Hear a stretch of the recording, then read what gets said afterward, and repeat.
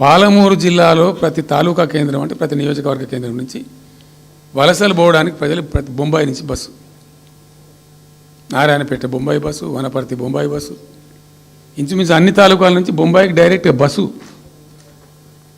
ఏం చేస్తారు? ప్రజలు పుట్ట చేత పట్టుకొని వలస పోవాలి, బతకపోవడు తప్ప ఇంకో గతి లేదు.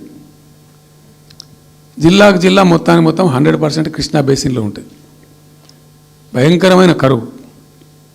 చివరికి ఆ జిల్లాలో ఉండే అనేక మంది కవులు అనేక పాటలు రాసిండ్రు. ఆ గోరెటి వెంకన్న గారు అయితే పల్లె పల్లెలో పల్లెర్లు మొలిసే పాలమూరులోన అని చెప్పి పాట రాసి పాడిండు. ఆ పాట బాగా పాపులర్ సాంగ్ కూడా, తెలంగాణ ఉద్యమం పొడుగుతో కూడా భయంకరంగా మోగినటువంటి సాంగ్. సో అట్లా జరుగుతూ ఉంది. మేము ఏడుస్తా పోయినాం, చూస్తా పోయినాం. అవి ఉన్న రెండే ప్రాజెక్టులు. ఒకటి బచావతి పెడితేనేమో జూరాల గతి అది. అప్పుడు చంద్రబాబు నాయుడు గారి స్లోగన్ సమైక్య రాష్ట్రంలోనే సమగ్ర అభివృద్ధి.